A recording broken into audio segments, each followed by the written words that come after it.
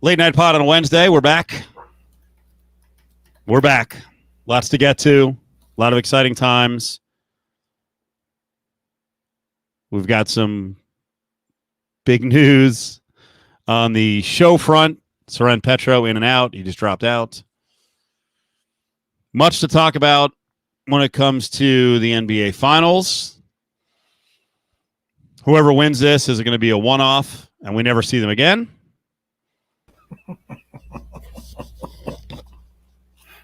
I asked. I was like, "Yeah, you still got me?" And you're like, "Yeah, we're good." And then you had the circle of death, and then you disappeared. And we have to get to the inside stuff on. We don't know any of it, but just media and the big Rach Nichols and Maria Taylor and all that stuff going on, and then Amin Al-Hassan shitting on Woj and Jamel Hill. I think being pretty truthful about all of it. And Levitard getting involved. So fun stuff to get to. Probably 45 minutes on Alcides Escobar and the big trade there. No. Spin rates, and then I will, without actually doing it to the man, I will virtually Joey Gallo. As Soren knows in fantasy baseball, I love the man. Your man crush, yep. As the audience in Vegas knows, I talk about him every day when he's good. When he goes into a slump, you don't hear anything about him, but he's back. He's back, and I've been singing that Joey song left and right. I'm a very good singer. So much to get to. That was a long tease. I usually don't do that. So what's up, Soren? Back to work today after the 4-day weekend. Oh, must be nice. Hump day tomorrow. Just trying to clear it. If I can get by hump day and then on into the weekend. Yeah, it's been a tough one. Yeah, tough one, Steve. Yeah, really grinding today. Really grinding this week. Hockey season. Oh no, what's going on here? Can you see that? Is it not? It's not coming up properly. What's going on here, Alex? Hockey expert saying. I saw it. Okay, it was weird with me. Hey y'all, hockey season is over. Vacation time. Okay. Yeah. Hockey back. October 12th, the season opens. So we'll have. Camp starts tomorrow, doesn't it? Doesn't camp open tomorrow? It feels like it. I'll tell you this: in Vegas, once moves are made. Well, by the way, the expansion draft is actually on. July 21st. So holy crap, that's pretty close. We're already at July 7th. So 14 days from now, I know. Well, we'll probably both have them on. We'll have Seattle hockey expert Chuck Powell on both of our shows to talk about. I mean, nobody goes deeper into the world of the pucks than Chuck Powell. I mean, he loves him some hockey. Yeah, maybe the only thing he's more in depth on hockey is soccer. Yeah, Kirk actually answering, I think a tweet that we sent out earlier about 90s restaurants. Maybe we'll hit on that a little later. So a lot of teasing. We won't get to most of it because I forget. So wait, why'd you take a long weekend? What were you doing the last couple of days? Well, I just have I've been at the company I'm at for a long time. So I think I'm now at 4 weeks vacation. And then I take my sick time as personal days because I think I've earned that too. Wait, you're allowed to do that? And I've never, I do. God bless you. I listen, there's a vacation request form. I cross out the word request and write declaration over it. That's right? Awesome. Because I'm not the day that somebody's going to tell me no, when I put my vacation in January for the entire year. And so the day someone's going to be like, yeah, I'm not sure about that. I'm going to be like, yeah, I think you're not sure about me. It's, I'm there. If there's ever a pinch and they need me to change something, I'll change it. But I always like to take the day after the 4th. Yeah. Because usually you're off, the 4th is on a Tuesday. So everybody's got Tuesday off. And then you're out late, watching fireworks, having a couple of pops. And then you got to start your day like a normal day the next day. And my day always starts the afternoon before, right? Starting to think about the show and prep the guests and get the show sheet going and all that kind of stuff. So it's horrible. So I always take the day after the 4th now. That's what I do every year. I could have come in right on the 6th, but I always take that extra day. So I save a day for it. So I took it. Here's the thing, Brady. Brady's, kind of maybe digging on you, like a quote, "Do you know who I am?" He Petro at his workplace and in Kansas City is, if he wanted to pull it, "Do you know who I am?" he actually can. No, I would never. No, you are. You're. Listen, everyone else in the station is good. No. Jason Anderson scrapping his way back in with his little show in the midday, and the morning show is okay. Keatsman went bye. You're the guy, and if you tell those bosses, "Hey, mother effers, I don't take sick days," so guess what? I get them as vacation days. I always save. That's what you do when you're the guy. Yeah, it's not true. I always save days. There's always days I leave on the calendar, leave on the shelf. So just in case, if you get sick at the end of the year. So I never end up using all my days. I've never tried to do the sick days, and you should take all of them. Is that a bad attitude from a radio person that you should take all your sick days? I don't know. I don't. My thing is, really, I'll ask the audience at any workplace. And this is a loaded question because I know in Seren, my case, like when you take off, that means others have to do your job. I don't know if that's the case with every single job out there. Right. I know if we take off, someone else has to right. fill it. I feel a little responsibility on that. But in most jobs now, things have been stripped down so much. If you get good vacation time and you get good sick time, I actually don't feel bad. I don't do it, but I'm not going to get on people if they take like every one of their sick days and they're like, I have the shits today 8 times a year. Do what you want. I think companies should give personal days. And so like, here it is. Like we do 3 sick days or we do 5 sick days, whatever it is per year. And they're just your days. And then, so the guy who's the chronic calling in sick 14 times a year and putting the company, that's when you put the company in a pinch because then you got to scramble around to cover things up. Like, why are you rewarding that guy? Right. For his brown bottle fever, which is usually what we all assume is going on when you're sick that many times a year. What is it called? Yeah, brown bottle fever. And, my God, I have that. Well, I have it enough that I should be bailing, but keep going. Yeah. So you fight, you should fight through that. You're like sick days, like unannounced sick days, you better really be sick because you put people in a pinch because people have to cover for you without being able to plan on it. Right. So every company should just give you personal days or paid time off. Right. And you use them whenever you want. And then you reward the people that give you notice. Right. And you dump on the people that don't. But that's the problem is like people get frustrated because they see other people constantly calling in sick and they're doing things the right way and there's no reward for it. Yeah. As Truth of Duluth wants it called. Well, for me, I'm shitting today, PTO. Yeah. Poop time off. Kirk just goes straight to it. Spite days. Yeah. I mean, that's what it is. I would love it. I don't know if I would take it, but I need it because I have problems. I would love to have sick days relabeled sick days / mental health days. How about personal days? It doesn't need a label. Just there it all is. Okay.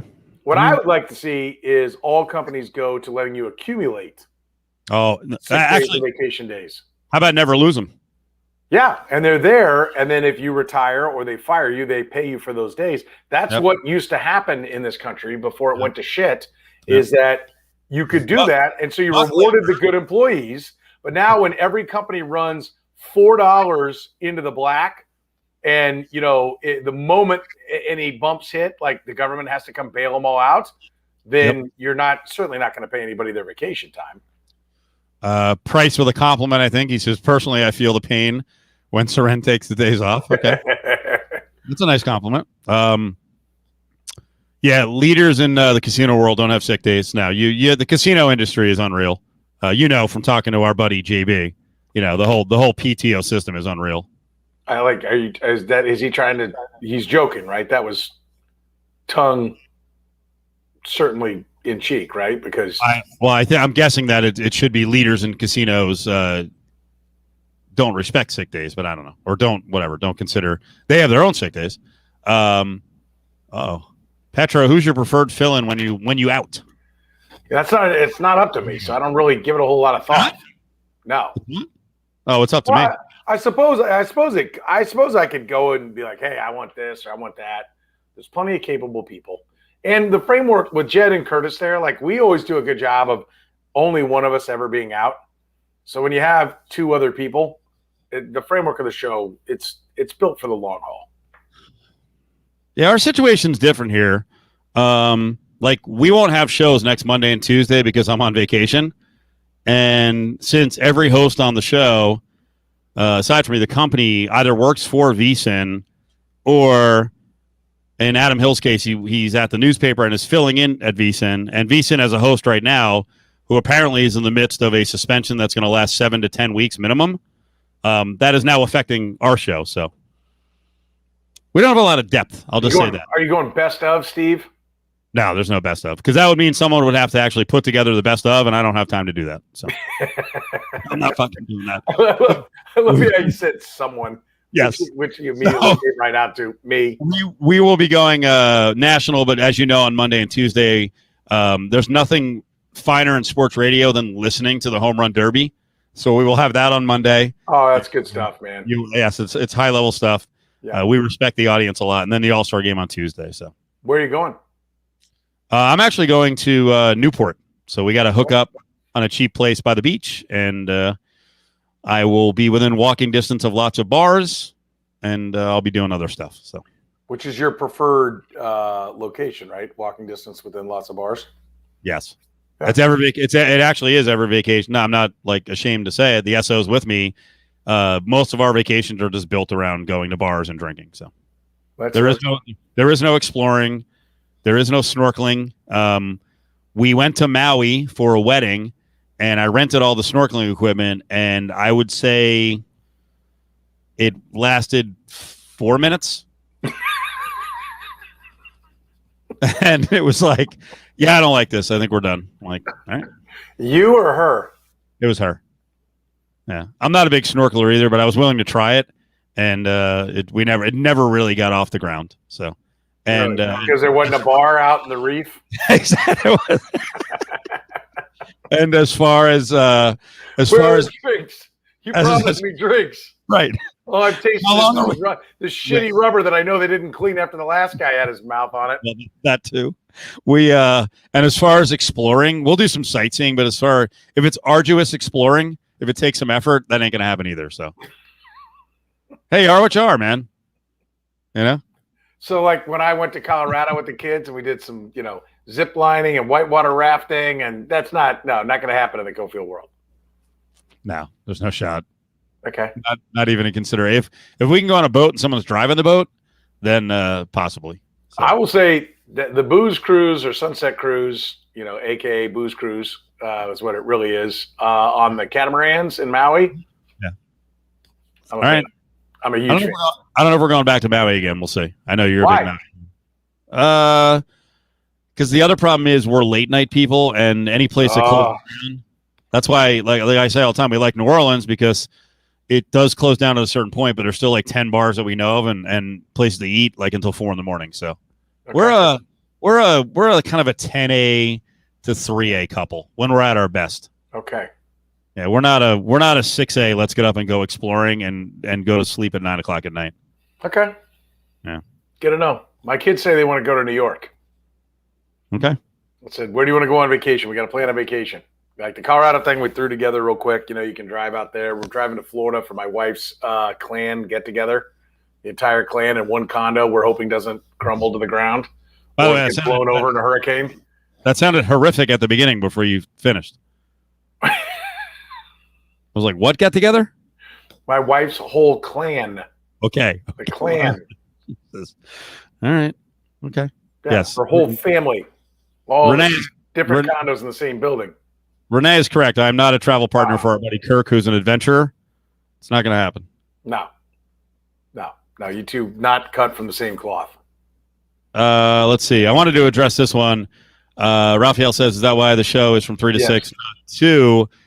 We switched back to 3 to 6. We're going to be on at 2 at times during the football season. When play-by-play forces us off the air, then we'll be on at 2. But like out of the 270 shows a year, that means now like 250 will be 3 to 6. So no more 2 o'clock. No. So that's those are it was cruel and unusual punishment. No one should be paid to put in that kind of time. It was a dream. It wasn't achieved, and it was bailed on. So that's it. Yeah. Okay. There you go. I'll admit. Want to dig deeper? No, it just wasn't. It wasn't working the way I wanted it to. So that's it. That's fair. The show wasn't up to up to snuff, and yeah, I'll be honest. We don't have enough staff to be doing a show like that. So we discovered that. What you talking about in radio? Not enough staff? Yeah. I mean, we're just crawling with people. There's literally 10 of people in our building. And then So I apologize, Raphael, but you'll get. I mean, we plan on doing most of these late night things, so you get a more uncensored version of the show there you go. That's later better. tonight. So there's the positive. Maybe we'll do some other stuff too. So Suns and Bucks. Yes. Suns are out to 1-0 lead. And are you asserting that this is a one-off and one of these teams is going to win a title and then we're not going to see them again, like the Mavs and like Rick Carlisle? Right. So I'm always looking for what the themes are, right? What's the history that's being written right now? And we did mention this. We talked about it. Like, was there any teams? I think when we were down to 4, was there anybody that we thought this was a blossoming dynasty? Are we watching the beginning of a team that's going to make a run? I mean, I think when it was Klay Thompson, Steph Curry, and Draymond Green, I think you could have said, hey, this is like a Mavericks one-time title. You didn't know, Kevin Durant was going to be added to the mix. I didn't know where things were going with LeBron James and Cleveland and all that kind of stuff. And so I think right now what's intriguing to me is I think the Bucks are actually pretty poised to be the longer running story. They've been the longer running story. They've been a number 1 or 2 seed for 3 years now. I think it's the Suns, actually. Except for they've got their key component, at least the guy that seems to be driving the show, although I know there are those in analytics that will say he's not. But Chris Paul is 36 years old. You think he's going to play at this high level? Do you think he's going to be healthy every playoffs for 4 years in a row? Age 37, 8, 9, and 40? No, I think he's got another year at this level. But if I'm looking at the building blocks, if you give me the pair of Middleton and Greek Freak and Ayton and Booker, I have more confidence that Ayton and Booker will be the you don't put Holiday into the conversation? Well, he's older, so no. But I think he's got some time. I think they're going to be good for a while. I don't know that I trust them from a draft standpoint. I actually really trust the Suns from a drafting standpoint. Even in the end, Ayton, he's good, and I think he's gonna be borderline great as a big man who can do a little bit of everything and defend on the perimeter. Luka could have been the choice. That would have been interesting if they had Luka and Booker. They wouldn't have Paul though. But yeah, I trust the two that the Suns had to build around, and then here's another one. You tell me if this is accurate. Do you feel like Phoenix is a better draw for guys who want to come be those extra parts and win championships? Of course. Or is Milwaukee the better draw? See, I think that's, of course Phoenix is. People in Milwaukee will be like, it's bullshit. It's a great city. Phoenix is a better place to live. Nicer. I mean, for me, I wouldn't want to live in cold weather. I can deal with 122 in the summer. I'm already dealing with it. So I think the Suns have a slight edge on the Bucks, but I think both of them can be really good. Can I go back to something you said? Yes. How's Josh Jackson working for the Suns? Well, that wasn't good. How's Dragan Bender working for the Suns? I know. I like Cam Johnson. How about Tyler Ennis or Alex Len? I don't know. Is it the same management that's drafting from those? But I mean, and I like Mikal. I don't think so. But my point is, I mean, that's where I think you can look at it and say, okay, I think Ayton is grossly underrated. I think he's finally getting some due. And I think, the twos aren't valuable except for when you have them at 85%. Like, then they're really valuable. He's been coming into the last game, he was 71% from the field. Right. And I think you can make a case that they could go to him even more. I mean, we're seeing he's super athletic. He's super long. There's a lot of things that are there, to like about his game. And I think he is absolutely one of the stars in the NBA today. There's no doubt. And I think we're finding what I do like about this is when he's healthy, Giannis is being effective with the two. Chris Paul is effective with the two. I think the threat of the two, like if the fastball was always the 2-pointer and pound the ball inside or get to the rim, in basketball, the fastball is now definitely the 3. But there's a room for a changeup in the game, and a changeup is necessary to be your best team. And I think you're seeing teams that can shoot the 3 and have the position players, to spread it out. I've always liked 4 out, 1 in. You can get 1 in on the blocks, Ayton style, or you can get 1 in by driving, Giannis style. But really, I think that's the way. And Brook Lopez, when Giannis was out, set up inside and had the big game, the 30-plus point game against the Hawks. I think these two teams are doing an excellent job of reestablishing that it's not just, keep chucking from three, that, you can, for lack of a better term, beat up the body, and not just go for the knockout blow all the time at the 3. And so I do like that. And I think they might be, bringing the pendulum back a little bit towards the middle. I always say things swing from 3 to 9. In reality, where you want to be is at the 6, And so the pendulum's always going too far each of the other ways. And they're kind of checking that up. But I also think that there's an element of, the old super teams are getting old, the older guys, and maybe they're just not healthy. Is there a new super team coming? I mean, Chris Paul can opt out off of $44 million. I don't know who's going to guarantee him more than $44 million over 1 year. And Cameron Payne, who I think is a very underrated player on this team, is a free agent at the end of this year as well. So how does Phoenix handle that? I think is important.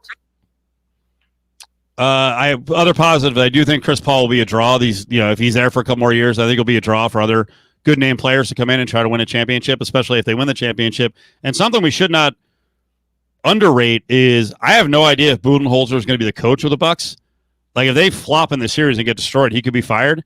Do we not give lots of extra points for a long run to Monty Williams, who appears to be like possibly one of the great, next great coaches in the NBA? They're both 2 seeds playing in the finals, and one guy's got his star hurt. The other guy has his full complement of players, and the guy who's the question on coaching is the one who's playing with the hurt star.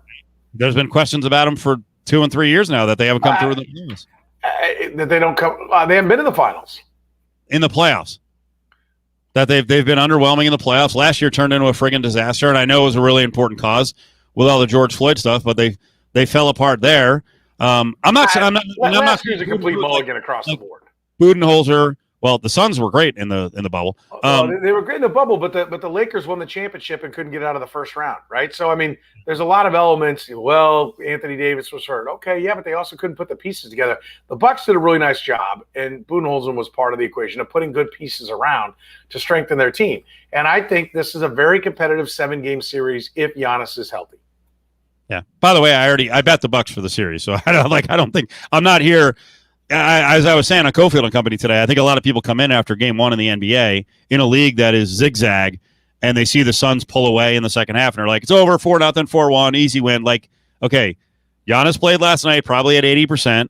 This series is designed for Giannis to get healthy because Game 3 is in 3 weeks? The break is it's ridiculous. Well, it's funny. Tuesday, actually, I was looking Thursday, Sunday, Wednesday. Sunday. Yes, I was looking ahead because every once in a while I'll book a guest. I was looking ahead on booking guests, and someone was like, "Yeah, you know what? I'll do something with you before Game 4." And I started looking through I was like, "Oh shit, that's on Wednesday." I'm like, that is a nice amount of time for Giannis to heal up. They've got to find a way. They really need to steal Game 2. I don't think you ever want to be down 2-0. I know the Clippers came back a couple of times from it, but they got to find a way to win this next one. But Tuesday, Thursday, Sunday, so 2 days to get ready for Sunday. Then Wednesday, and then Sunday. I mean, yep, that's freaking insane. What do you think of this betting strategy? So Von Tobel was on today. And I told Von Tobel, I bet the Bucks at the beginning of the series at +1. I actually got a terrible price because I waited until Giannis was official. I got +155. It's +280 now for the Bucks for the series. And he's like, nope, you know what? Just bet Giannis for the MVP. And I'm like, dude, I don't think he's guaranteed to win the MVP. And John's rationale is, well, there's no way they win unless he's awesome. And I'm like, I think he could be good, and Middleton could average 37 points a game. And who was like 29-1, wasn't he? No. He came into the series at 6-1. Well, I mean, he might have been 20. No, he was never 20. I heard somebody talking about him being. Maybe it was when they were down to 4 or something like that. Oh, betting the title MVP before. Oh, maybe it was. Yeah, maybe. But anyway, what do you think about that? Because that was actually. Adam and I think John both mentioned that as a betting strategy for the Super Bowl. They were like, just if you're going to bet money line on the Buccaneers, just bet Brady to win the MVP because there's no way they win unless Brady's the MVP. I think that's fine strategy. I think that's fine logic. I just don't like never in no way being used in terms of betting. Right. Yeah, and Brady said, here it is. It's like Tom Brady in the Super Bowl bet, but we're also talking like it's Tom Brady. And the story. It's not, Giannis is. It's not like there's going to. I mean, maybe there will be. But it's not the same level as Brady, where it's what a great story. We got to get Giannis an MVP here. Like he's not old. He's not trying to win his 15th title or whatever Brady was trying to win their 6th. I will say this: there's somebody commented that the Suns have really turned it around. But when they turned it around, they had picks 1 and 16. Yeah, I mean, sell down a little, maybe. The 2017 draft did suck. That was a bad pick. So, did you know that was going to be a bad pick at the time? Yes. 100%. Why? One, they couldn't wait to get Josh Jackson out of Lawrence, Kansas. He can't shoot. And, as of 2017, the Suns still did not understand the value of being able to shoot the basketball. Yeah. Because he could not shoot. No. And it was readily apparent. And he was a pain in the ass in Lawrence. He's a great example of why Bill Self could absolutely be a very effective coach in the NBA, because he deals with some big pain in the asses and makes it all go. Wasn't that also the deal? Didn't Josh Jackson no-show Ainge for like a pre-draft meeting? I thought that was the case. Oh yeah, I think he overslept one, and I mean that had written. I mean, listen, name the Kansas guy that's gone and exceeded expectations. I'd say Embiid has exceeded, but it's taken a while, and he hasn't. Really? He's pretty goddamn good. I didn't know he was going to be the number 1 overall pick until he hurt his back. Yeah, I know, but I didn't think when healthy he was going to be a freaking 26-12 guy. Well, he came in at like and add in stretch elements at 7 foot 400 pounds, which is amazing when you watch him play, and he can shoot the three. And obviously Simmons, well documented, is afraid to shoot the three. I think that was actually Bill Self's potentially his best team, and it didn't get a chance because Embiid got hurt coming down the stretch. Right. But that's the one. If you could have one over, that's the one to have over. I mean, because Embiid was asserting himself as the alpha dog on the team, and Wiggins, and because Embiid, you remember, came in at like number 30 in the class, and there may be some revisionists. We reshuffle the class after the year is over, which I've noticed seems to happen a lot on some of the rankings. Like after their career's done, let's go change up the rankings. No, we didn't have Avery Bradley number 1 overall in the class. Okay, right. We didn't have Josh Selby number 2 overall in the class. Okay, sure you didn't. But Embiid was becoming the guy, and then he got hurt and didn't play in the tournament, and that's the one Bill Self should have back. Brady with the jokes, Mark Mangino and eating competition. All right. Yeah. Firing out. Some anti-Kansas sentiment there. So if this, speaking of the NBA, if this stuff hadn't come out about Rachel Nichols and the video and Maria Taylor and all that, I honestly, it would be kind of a passing notice that I would even pay attention to who was hosting the lead into the NBA Finals. But apparently, this is a gigantic thing, and Rachel Nichols was caught on video. She didn't think she was going to be caught on video, and then it was an issue, I guess, most of the last 9 months. And funny enough, last week, Maria Taylor, I think she got sandbagged, and someone leaked what her salary demands were to the New York Post, which are saying that she wanted Stephen A. money. She wanted like $5 million a year, which actually isn't Stephen A. money because I think he's making like 8 to 10. But Maria Taylor's in the middle of a contract negotiation. Comes out last week that she wants $5 million, and then 5 days later, the video of Rachel Nichols saying what she said comes out. That's interesting. And by the way, it almost seemed like it was, I want $5 million, or the video is going to get out. Oh, I don't know about that. Maybe you could wonder, what is the timing that they're coming down? They're what? Like, I believe if it goes 7 games, her contract expires before Game 7, correct? I didn't know that. Is that right? That's my understanding, is that her contract expires before Game 7. So really, once you went down this road, if you're going to go with her in the finals, now they can negotiate a couple of bucks to hang around for a couple of days if she's going to exit or whatever. But they're just, 9 months this has been out there and it's been knowledge, and it just comes out as we're coming down the stretch run in the middle of her contract negotiation. Yeah. And by the way, this is a good correction. That she was offered $5 million, actually turned it down. So of course that was weaponized by Doc Travis, because that's red meat to his audience. How dare she? Who's Maria Taylor? Brady jokes. Maria who? Here's the thing, man. TV money. Frankly, Maria Taylor's good enough that she could probably cross over to do news and entertainment. Yes, she's very good. We saw, who was it? Megyn Kelly, who apparently I think just landed a show on Sirius XM. I mean, I guess Megyn Kelly's good, but NBC thought she was worth like $25 million a year. So, yeah, a young, talented woman who can probably host anything is probably worth more than $5 million a year on TV. She's very good. She knows what she's doing. She's very good. I mean, I think there's something to, Rachel Nichols. I think people can identify with Rachel Nichols in the sense that she has dedicated her career to being about the NBA, right? Even going back to her, I think she started at Turner, right? Or at least coming up, came through Turner before ESPN. He's a good NBA voice. Yeah, and it's been all about the NBA. And I think you can understand her frustration if she's not, like, she feels like she's paid her dues and it's her time to be the lead on the NBA. But the things that she said, even if you're frustrated and are thinking those, even if you're not frustrated and you think those things, you don't say them in front of a microphone. And there are consequences for actions. She didn't think it would be public.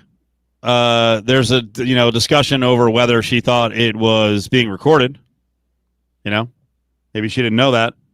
As it turns out, it started going around the building that she said it. So one of Maria Taylor's confidants, a coworker, told her a while ago. So this has been brewing for a while, and then I guess ESPN's been trying to suppress it, but ESPN's had trouble suppressing anything recently. So these workplace issues get out eventually. But what it shows is, because then Amin Elhassan and Jamel Hill were on Le Batard yesterday or 2 days ago, and it was a great discussion for like 50 minutes, and they were talking about a lot of the behind-the-scenes stuff. And Amin Elhassan said, hey, Woj is a son of a bitch too. Like he steps on necks to get where he needs to get to.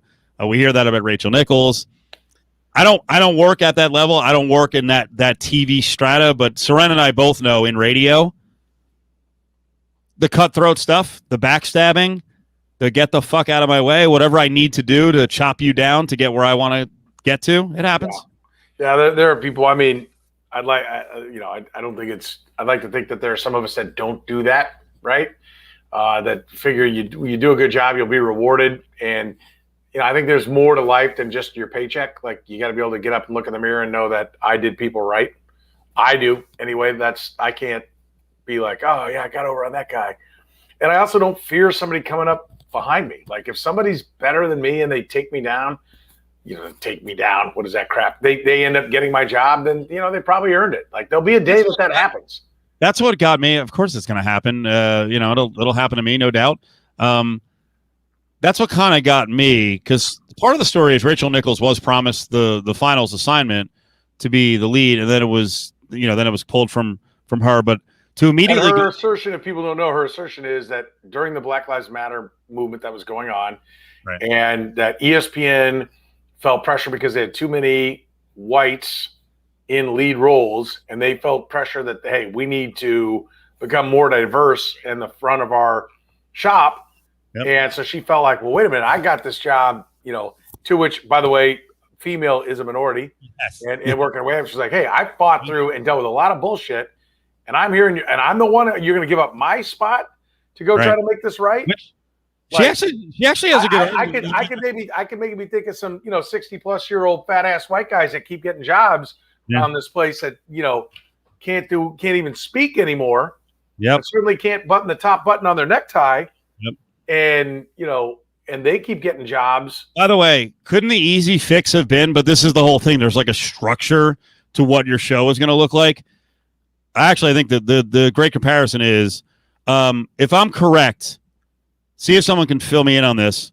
When Bill Simmons was part of the NBA Countdown show, he was not the lead; he was an analyst. Yes. So why couldn't Maria Taylor lead and Rachel Nichols still be on as an NBA expert?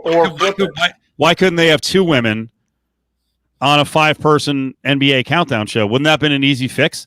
Because I don't think Bill Simmons was ever a lead, and I think Bill Simmons knows more about the NBA than Rachel Nichols? I mean, it's debatable. I think there's a lot of white males out there who would say, yeah, of course he does. Like, I guess, I don't know. I guess he does. But that could have been the fix. But they have a whole structure where they're not going to, in a lot of cases, they're not going to let two women be on that main panel. And let me go back to something about Maria Taylor. Like, Maria who got $5 million or is asking for $5 million? If she's asking for $5 million, do you think there's an offer for 4 or 4.5 somewhere on the table? I do. Yes. right? I do. I don't You think she's like You don't make got no a safety net. yeah, you don't make a bloated demand. That's where you have no job, and then all of a sudden there's nothing. There's nothing close to $5 million. Yeah, I went for $5 million. I guess it's back to Rochester in the evening sports, center. Like, no, you're not doing 2 minutes of sports in Rochester if they don't give me the $5 million.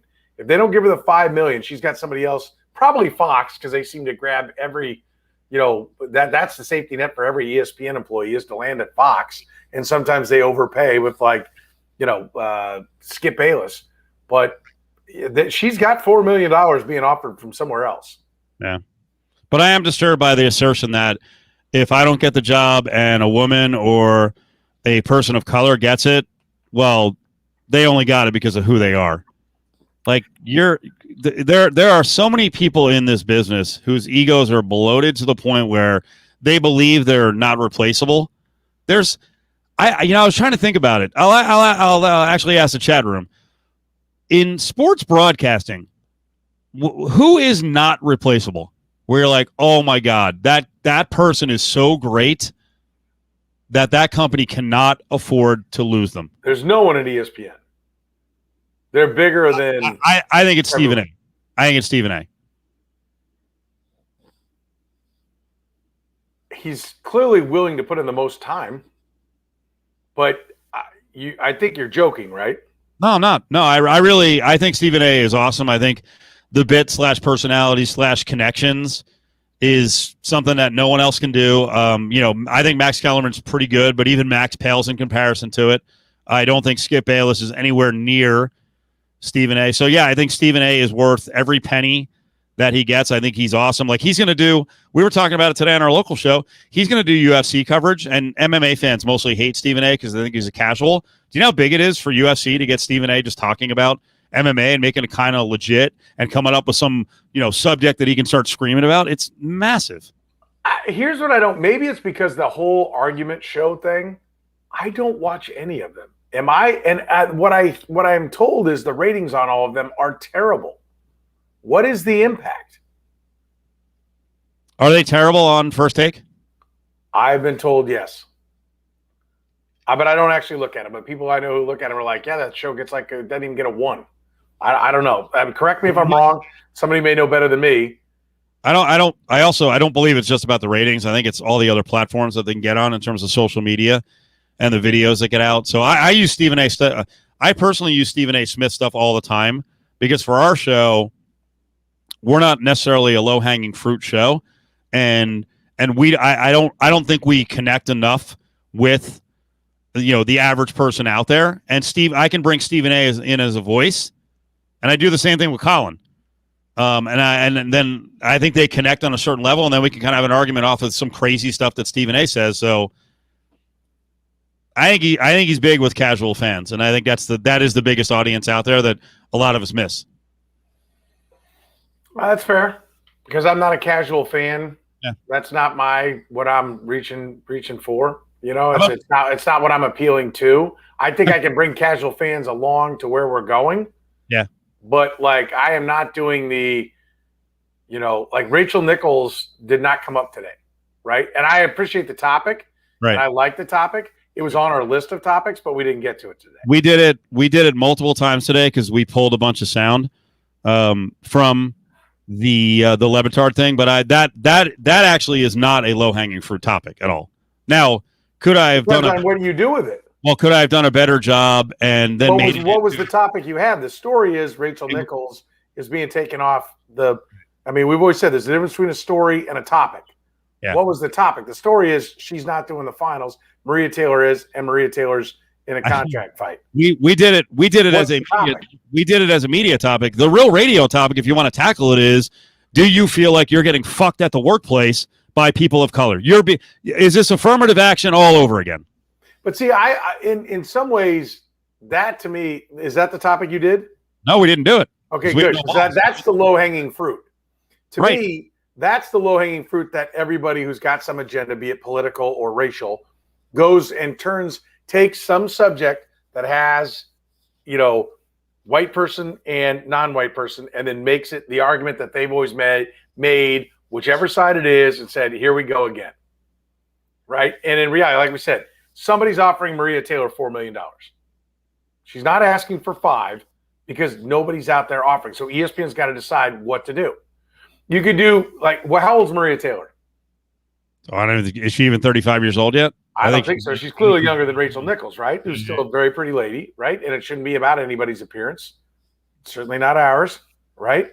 Oh, but that's but you know that's a whole thing. But that you want to talk about what's really going on? What used to be discussed in the upper echelons of television is she's not looking good. He's getting fat or whatever. Appearance is a lot of TV, right? And so from that standpoint, I mean, that's the topic. Like, are they actually even having that discussion at ESPN, or do they now have code words? Well, past or prime, all those are the real things that are actually being discussed. ESPN's about getting viewers. Who's going to get more viewers? And in appearance, whether fat asses like me and you want to admit it or not, is a part of the equation, certainly for television. Totally. The other really good topic, and this is something that Amin Elhassan and Le Batard hit on, so I'll give them credit. Is there anything wrong with this will open. This is the Pandora's box. Is there anything wrong with ESPN programming its NBA coverage to reflect the majority of the players in the NBA? No. Because you could certainly come back and go, well, then why would we have any diversity covering tennis? Why would we have any diversity covering golf? Right, and why would we have any diversity in politics, right? Like, why like, are we going to now quota? Like, no, I don't like that. I am all for the best person getting the job, but listen, I'm not going to say dumbass. Put that one back up. I'm not going to say dumbass, but I mean, like Jay Williams. Yeah, no, I do think Maria Taylor and Rachel Nichols are better than Jay Williams. I don't think Jay Williams is a bad guy, but can somebody tell me why his star is rising to the point that he's a lead NBA analyst and hosting, a co-host of their morning drive national radio show? I would make a case. I don't really have one. Do you hear it with him? Do I hear Must Listen radio? Not yet.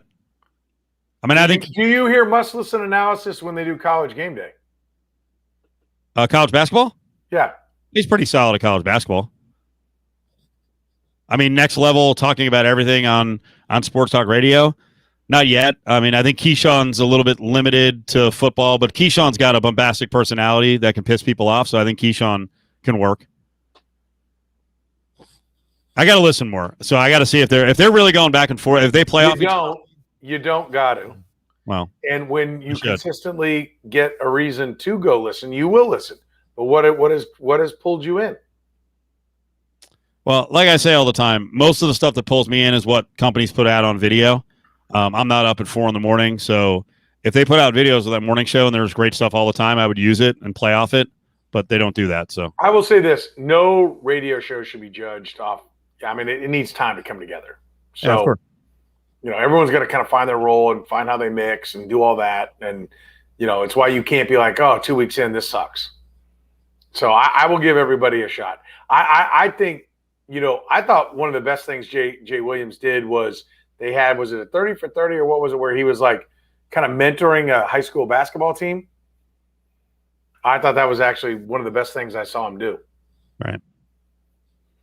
So who else is not replaceable? Barkley? Barkley's star is pretty high right now. Irreplaceable. Irreplaceable. What did I say? Unreplaceable? No, I'm just trying to state it in a dramatic fashion.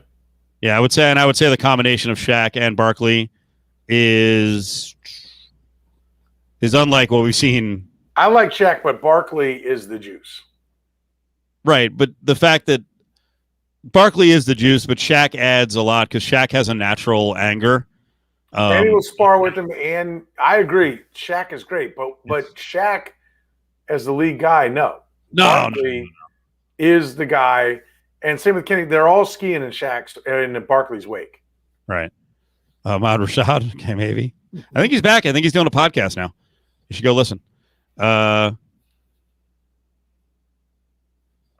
Yeah, I'm not a giant Chris Webber fan, but there's time. Yeah, we've talked about your guy Whitlock. That's a weird one. He just, I mean, for But whatever he reason, he clearly he cannibalizes everywhere he goes. He eventually turns his guns on those around him, and he clearly is replaceable because they've said he has been replaced many replacing times. you at least 10 times now. Yeah, and I agree. What does Barkley make? I would have to think he's at 6-8 million, if not 10. Yeah. So, yeah, he's awesome. But you see what happens? Like, I didn't see any play-by-play guys. Like when I saw that Nance was asking for Romo money, I was like, well, Iron Eagle's ready. So good luck, Jim.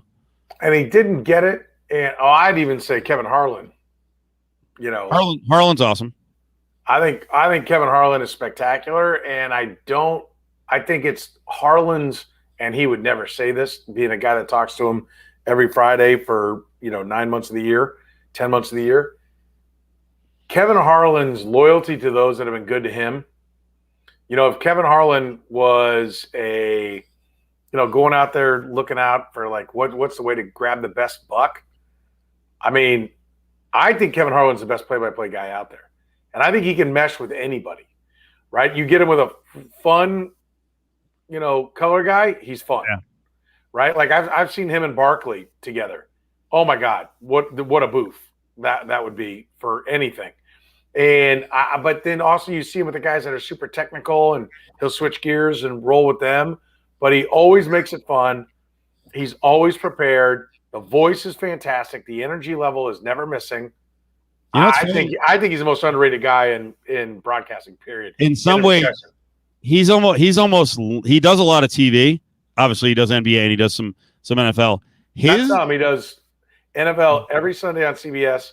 And then every Monday on. Well, that's what I was getting to. He's so good at radio that I think it actually may limit like the ultimate upside. I mean, what is he, like the number 2 or 3 team in TV? But he's so good on radio. The Monday Night Football team, that he is so good.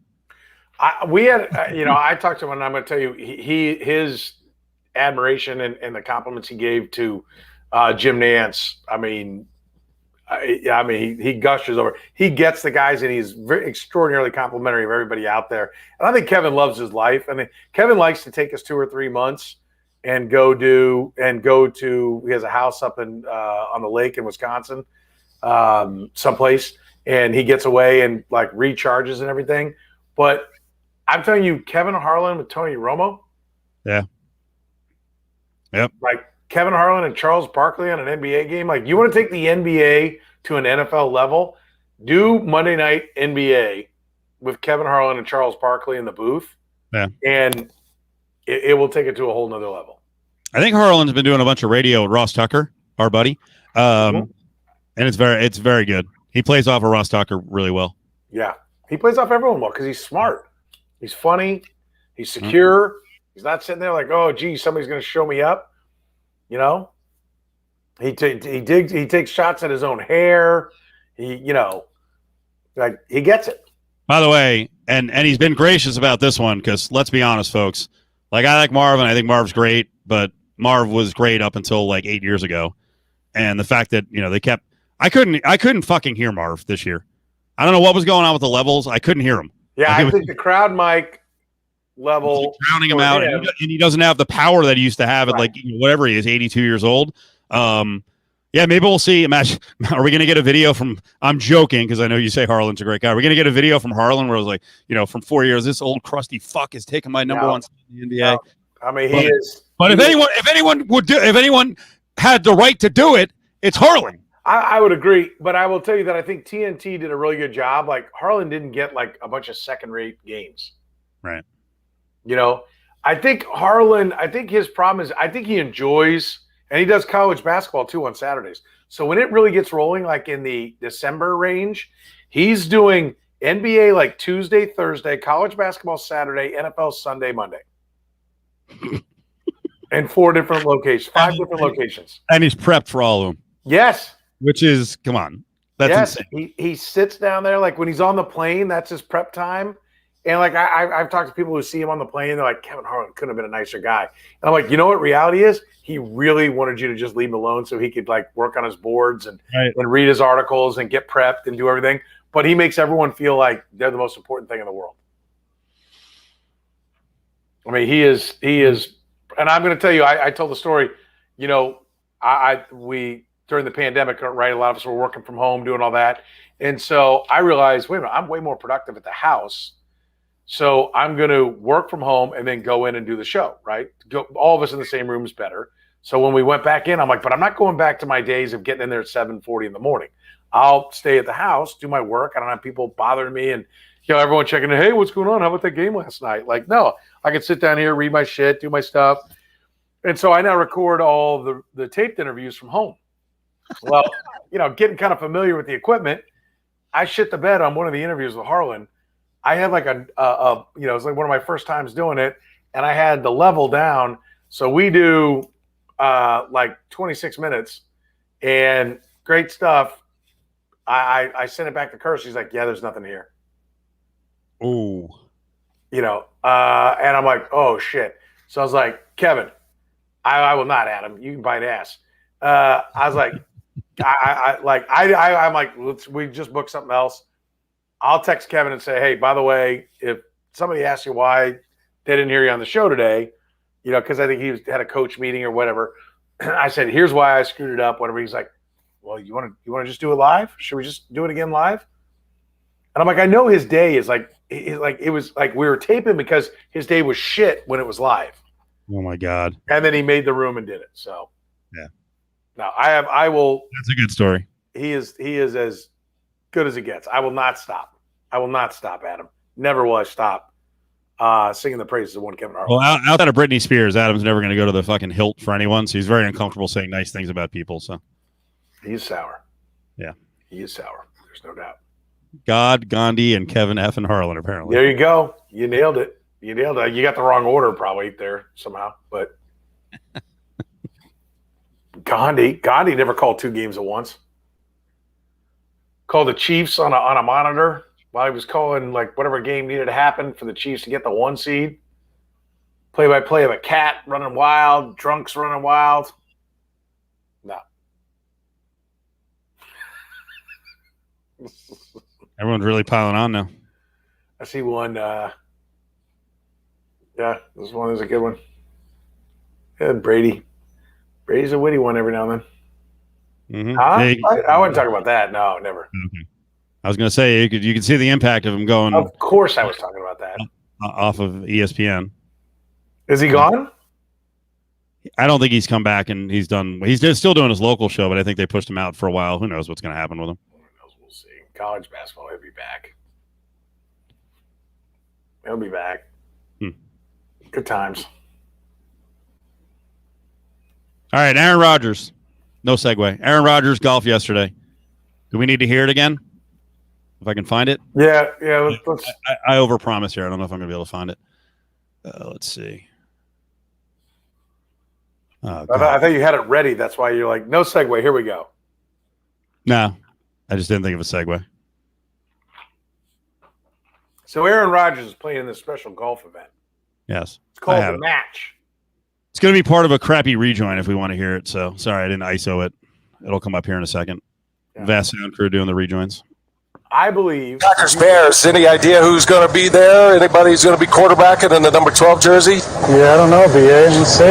How about September 12th then? How will you go for that one? What's that one? That would be the opener against the Saints. Yeah, I don't know, BA. Let's see. Okay. I know you're a Milwaukee guy. I know. Aaron, everybody is on their toes. They want to know, man. They want to know. Yeah, but I mean, I'm just having a good time out here with Tom. I'm trying to talk to him about it. He's going to keep playing or not, you know? There you go. Very coy, very smooth. Barkley chimes in. He tells Barkley, I'll tell you next week in Tahoe. You know, yeah, he was coy. He was smooth. But, like, what did you watch it? I was on the air at the time, so I watched the video afterwards. The sense I'm getting from some people. Did you watch any of the broadcast?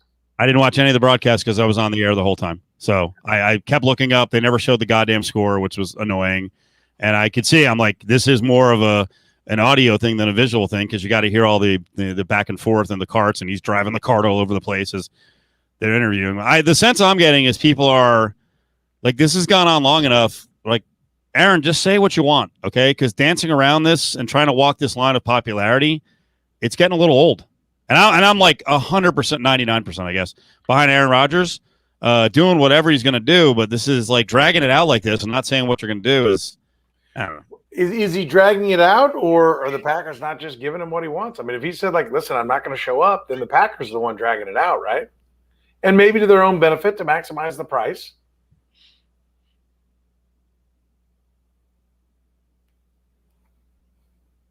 What do you think is going to happen? Is it going to go, down to the very last minute? Is he going to sit out 3 weeks of the preseason? Well, we don't have audio of him saying, I'm not coming back, right? No. That's what was – I'm like, this was the chance, right? This was the chance for him to solidify and validate that point. And he didn't do it. And we're at the 11th hour. It's not 11:50, but we're at the 11th hour. He's going to go to Tahoe. Or he's there now, actually playing right now. He maybe didn't play the Pro-Am today, but he'll be there tomorrow. Maybe the Pro-Am's tomorrow. Today was a practice round, Pro-Am tomorrow. And then Friday, Saturday, Sunday is the tournament. So he's going to be there. I mean, I don't think he's going to be doing a lot of negotiating there. So whatever it is he's looking for, whatever it's going to have to do to make him happy, if there is something, it's got to come down with we'll be down to less than 2 weeks. And which is when all this shit gets done. If what he wants is an extension and more money, and I think that's got to be part of the equation, then we're now at the time it's time to get things done. I don't think – I know the Chiefs, Chris Jones was popping off early in the summer last year, ends up getting a deal done. Tyrann Mathieu was tweeting, gets brought in front of the media in the mini camp. I asked him point blank, do you think you're going to get a deal done? He said, yeah, I think we're going to get a deal done. Right? Like every negotiation needs a deadline. But I think it is interesting. There's a lot of people that are going to look bad that have been reporting that Aaron Rodgers says he's not coming back. And maybe he was, and maybe he wasn't. But if he ends up coming back to the Packers, then what are all those people who reported that Aaron Rodgers said he's not coming back with no sound, no recording of Aaron Rodgers saying that? How are they going to look? And if Aaron Rodgers goes, listen, I didn't come to minicamp because I'm this old and I don't need it, and I need to, decompress and refresh my mind, and we'll be fine. And, judge me based on my performance. All the people that reported that he wants out, how's that going to go? So you think in the end, this is all about just getting a couple extra years on the deal? Guaranteed money, like extending it out maybe 3 years. I think we're going to find out who Aaron Rodgers is. Either he feels like he was wronged at some point and he's finally taken it and he's like, I'm out. And no matter what, he's going to follow through and he's going to shoot his way out. They're going to be forced to trade him. Or he's going to come back, get a check, and he's a master negotiator because nobody has a direct quote from him saying, I got to have this. Schlereth doesn't have audio. Yeah. Schlereth says this is what's going on, but he doesn't have audio. Has anybody heard Aaron Rodgers actually say, I'm not coming back to the Packers? No, he won't say it. Lots of reporters say it, but he has not said it. Adam Hill says they've already been proven right by him evading the question. If you're the quarterback, it's an easy question. So you're saying the people saying he's not coming back have been proven right. All right. I disagree. If he comes back, what are you going to say? Well, you should have said some shit when you were on that golf tournament show. Like if he's like, no, I'm here, I'm ready to go. Like, what's the deal?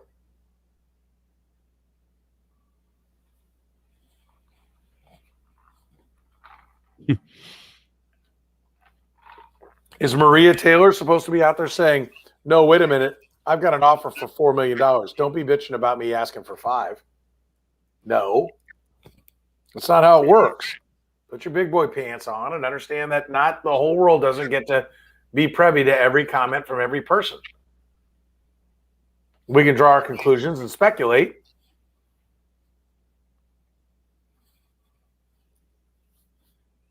Sorry, I was trying to find the comment where here it is.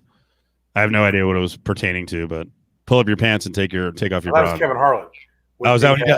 The guy ran out and he was wearing. I can't remember if he was. I think he was dressed and had a bra on and like maybe a thong and ran out on the field. So yeah, that was a Kevin Harlan quote when he was calling a drunk out on the field. On television, he can't comment on him. When it's on radio, Do whatever There are you no want. rules about commenting about a guy on the field. There's a man on the field.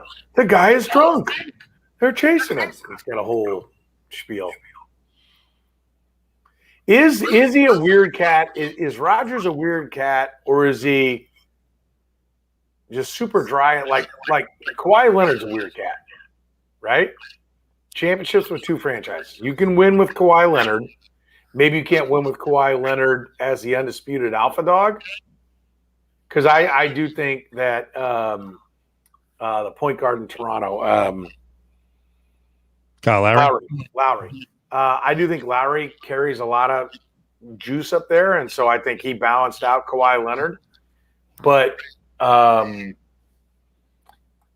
like Aaron Rodgers, I think there's an element we may find out that, like, well, this is why he didn't go 1-1. He was kind of a pain in the ass. He was kind of aloof. They're like, yeah, can we really build the team chemistry we need? And at some point, Aaron Rodgers has to accept some of the responsibility for having won just one championship, which is a lot. You know, one championship is great. A lot of quarterbacks, you know, Drew Brees Drew Brees has one. Who's Dan Marino like to have a championship, right? But maybe there's an element of like, hey, you know, you're a pain in the ass. I don't know. We'll see. Books will be written in the future. We'll find out more about behind the scenes.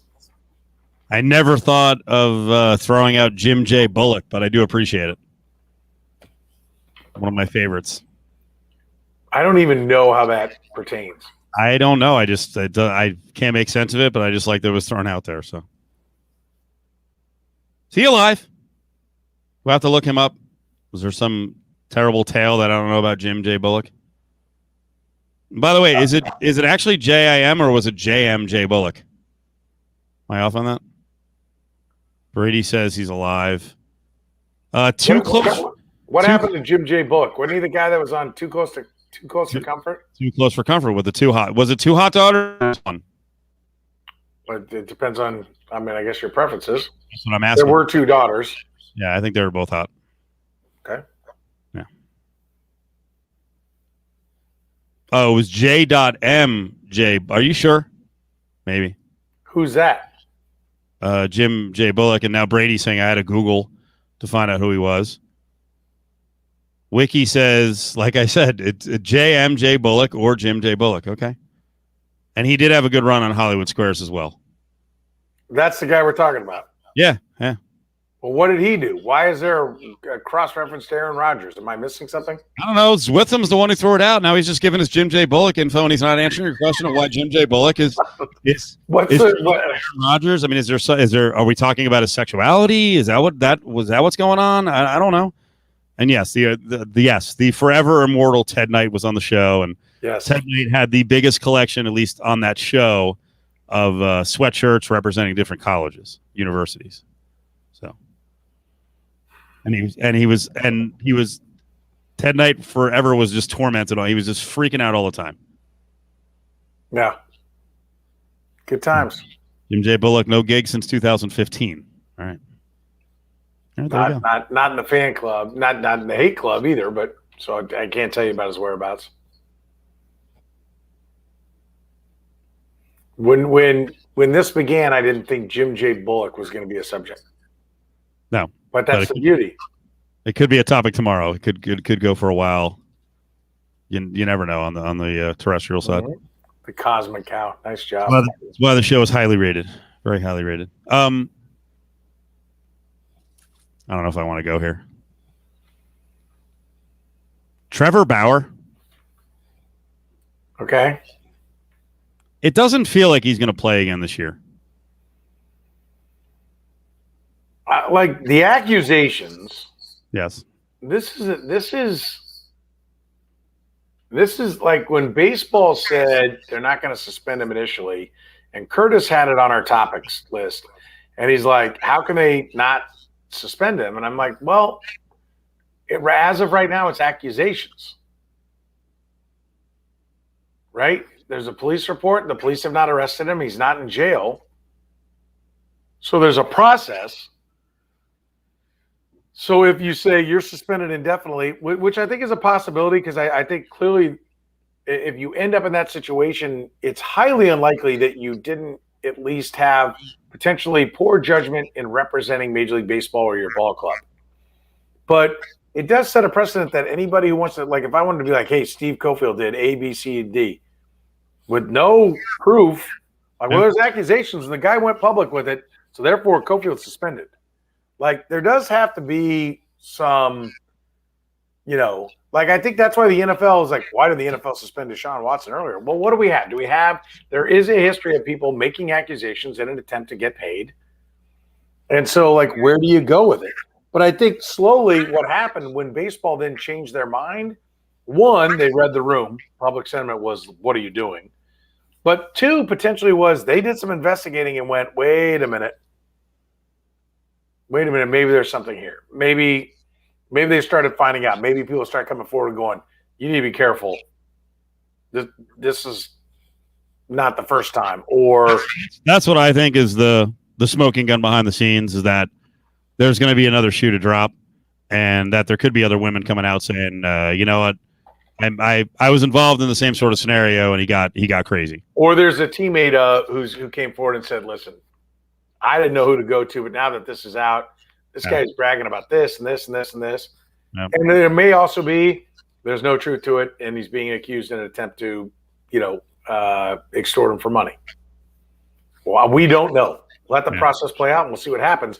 But I do think baseball, can we agree baseball's in a spot, if they don't have any more information than we do as fans right now, that they're in a tough spot trying to figure out what to do? Or do you think it's easy? Accusations get to this point, you assume there's more than just empty accusations, so therefore a suspension, maybe with pay, until you figure out what's going on, is warranted. I think with baseball's history, and we can roll in the NFL, with baseball's history specifically in dealing with these issues in the past, domestic violence issues, whether it's Chapman or Addison Russell, or what was the other one that I was just thinking of that just came and went real quick. But there's been too many recently. The asshole who was the with closer for the Jays or Astros. Well, that one too, the closer with the Astros, but also the manager with the Mets who was at multiple spots and was an El that they have no choice. And this one, the allegations are so vicious. The injury, I'll call it the injury report. It sounds so nasty that, I guess Trevor Bauer can always come back and sue whatever but I think you go, just take the safe route and he's out. Is it not difficult when there was a second encounter driving from San Diego to LA to have a second encounter, which, listen, I've heard people talk about, and I trust the psychologists, the mental health professionals that are out there. They're like, well, there's a dynamic of, well, I'm going to try to make this right. Like, I don't want to believe that what happened. And so I'm going to give, I understand that it's more than just like, well, if you had a bad time, why'd you go back? I understand that there's a whole psychological element to it that do not even come close to having my arms around. So, but I'm just saying, at least for the court of public opinion, there was a second encounter after a bad first encounter. And there are alleged to be texts of conversations in between the first two of the woman saying, hey, I'm into that. That's a difficult spot, is it not? If you're Major League Baseball. It's a very difficult spot, but I would still side with the safer side. If Trevor Bauer is exonerated, there's going to be 3 days of angry dudes who are like, this is bullshit. The blowback from that, and that's what you have to assess the risk and how bad the situation could get on both end results. Can I put up the one that says, well, yeah, can you consent to skull fractures? Which is a legit point. But correct me if I'm wrong, that was the second encounter, correct? And there were no encounters after that. Correct. So, no, I don't think people consent to skull fractures. No. And I have to read through it again. The other detail of her saying that she was unconscious, she wakes up and he's poking her in the rear end. If that happened the second time. So, the other thing is, I'm not some expert on sadomasochism, but I would assume a lot of it is pushing to the line, and then all of a sudden you're like, oh shit, it went over the line. Yeah, So and she says they had a safe word. I'm not an expert on it at all. They had a safe word, but she was unconscious and couldn't say the safe word. Wait, was that actually said?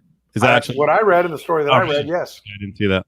So I mean, if you have a safe word, listen, I'm not going to judge anybody. There are no safe words necessary in my world. You know, maybe other. You know, well, I don't want to trivialize the situation and make. I was going to make a joke about being old and tired and falling asleep and all that, but I mean, I don't want to make light of the situation here. But like, just like, there's never again for me, my tired ass boring life. A safe word has never been necessary. Okay. So I think there's a lot of people that would identify with my side of it. Like you're going down a road that's kind of, for a lot of people, let's say that out there to where like, I don't even understand what do you mean safe word. Right. So, I mean, I think this is, you know, Petro, don't start kink shaming. I'm not, listen, here's what I've always said. I don't give a shit what you do in your home that makes you happy as long as you don't hurt others. Right? So if everybody's having fun and the things that are alleged are fun for everybody, that's your thing. But when somebody's got a skull fracture and, you know, is not pressing charges, we didn't all have fun. Like something went wrong somehow, some way. Some shit's got to be figured out here. So from that standpoint, but like, listen, doesn't this have something to do? Like, don't you go back to Chauncey Billups a little bit? And that press conference with the Blazers? That was not a good move by the Blazers, unless the legal department told them, hey, don't let him say anything. Well, I mean, I think it's bad, but also let's go. I mean, you were talking about an incident that happened during his rookie year. Yep. Do you think that incident would it be handled the way it was handled then, today? Oh no, would it be that quiet? Is there any difference right now, at least in the woman's allegations then, other than multiple people and all that? Right. The two situations sound very similar. Yeah. There's no way that we all just move on without lengthy suspensions and, you know, commissioner exempt list. And, you know, these leagues have learned their lesson. They've got to be extra cautious on the front end. And unfortunately for the athlete, if nothing happened, they have to pay a price, but the leagues can't risk it anymore. And Major League Baseball certainly can. The Dodgers shouldn't want to risk it with Bauer. And I think the Dodgers initially were there were a couple of weird comments by like Stan Kasten and even Dave Roberts. Like, guys, this is serious shit. Which kind of shines a light on how screwy the baseball culture is with the players and women. You know, and it goes back to the Astros thinking that you could defend. Why are we all blanking on what was the reliever's name? And by the way, has he been signed anywhere? God bless it. Right? The Astros and Blue Jays reliever. I don't think he's been signed anywhere. So he's out right now, I think, unless he went to Japan. Because stupid note, he was actually on my fantasy team, and I kept looking during the season, and I'm like, no, not Felipe Vasquez. Yeah, Roberto Osuna. No, Felipe Vasquez, I think, is in jail, and that was underage stuff. Osuna's playing in Mexico. Okay. But he's not back in the major leagues, and that guy's are there 32 closers who are better than him? No. 30 closers? And keep in mind, an Astros executive went and harassed a reporter. Well, that's what I'm talking about the story. The whole baseball culture thing, like kind of minimizing what happens to women if guys cross the line. It's like, you guys got to stop this shit. You know, take complaints as valid. At least be careful on the front end and don't joke about it and don't freaking try to intimidate other women for trying to cover the story. So, no doubt. Okay, from a baseball standpoint, what do the Dodgers do? Well, I mean, I think they sit and wait. I know it's not popular. I know. If people, the court of public opinion wants immediate justice. I like sit them out. Like it's become a thing. You sit them out and you wait and you let the process play itself out. And if it goes throughout the rest of the year, you move on without them. And if that's where you think it's going, is that we're going to be without him the rest of the year, then you go make a deal to replace him. Is this is terrible? You tell me if this is unfair. If Major League Baseball kind of looked at it and were like, you know what? This guy has consistently been a loudmouth jerk off and has embarrassed us. Yes. You know? We're not going to give him a break. We're going to be real safe with him because he's shown a propensity for being a jackass. Yeah, throwing the ball over the out the wall. When Terry Francona comes out and has had it with you, right? The Diamondbacks had it with Trevor Bauer. They gave him away for pennies on the dollar to the Indians. And I remember the first time in the Cactus League, they had the Indians had just acquired Trevor Bauer, and they did their first kind of like summit where they brought all the GMs and managers down. It was actually at the Diamondbacks ballpark then. Now they do it out at one of the resorts there. And there's like this kind of like, Super Bowl media day deal where they're at these little podiums and you can go up and talk to them about everything. And there wasn't that many people there. It was the first time they did it. And I remember going up to Terry Francona and talking to him. And I'm like, hey, back then it was like, oh, it's long toss. Trevor Bauer likes the long toss. Remember when that was a big thing? And the Diamondbacks, that's not how they do things. Like, really? Are you okay with that? And like in Kansas City, the Royals were anti-long toss or were alleged to be anti-long toss. So that was a big subject in Kansas City about them developing pitchers like, John Lamb and Mike Montgomery and, guys like that. And, they were long toss guys and the Royals didn't want them long tossing. And so I was talking to him about like, hey, you brought in this guy who's a big long toss guy. I mean, as we look back at it, don't you think the Diamondbacks are just tired of his shit? Yes, that was completely ridiculous. That at the time it was like, they don't like his training methods. Like, that's not why they dumped a guy who can throw 100 miles an hour. Chris Rock said it like, I find any supermodel anywhere. There's a guy right there somewhere who's tired of her shit, right? Like you find me a diva athlete, and there's a team that's tired of their shit. As good as they are, they're like, you know what? We don't need this shit anymore. And so they gave him away for 50 cents on the dollar to the Indians, and then the Indians are like, all right, enough of this shit. Here you go. They gave him away for 50 cents on the dollar to the Reds. Well, I mean, maybe there was hints of this kind of weird shit going on. In addition to him being a loudmouth pain in the ass. Can I go down a different path real quick? In the audience, you guys read a lot of sports stuff, and I'm sure Soren's been reading a bunch of stuff. Has any baseball reporter, any baseball insider talked about Trevor Bauer's history, kind of the way we were just talking about? Like, there's no one else in baseball who has anything to say about Trevor Bauer that he might just be a fucking jerk off. No, no one talks about him the way we do.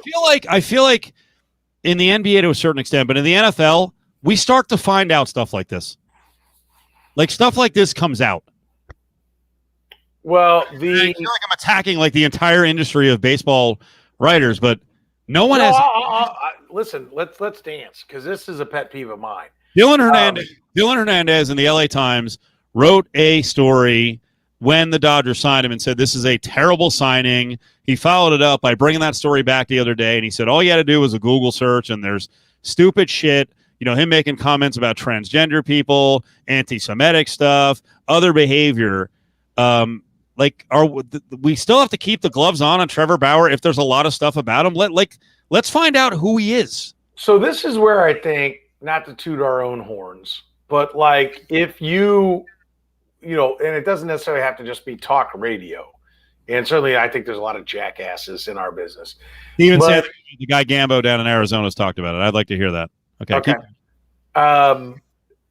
There's whether it's us or whether it's columnists, I do get the beat guy he's got to protect the source. And if he goes out and he fires out on a guy, does the whole clubhouse shut him out?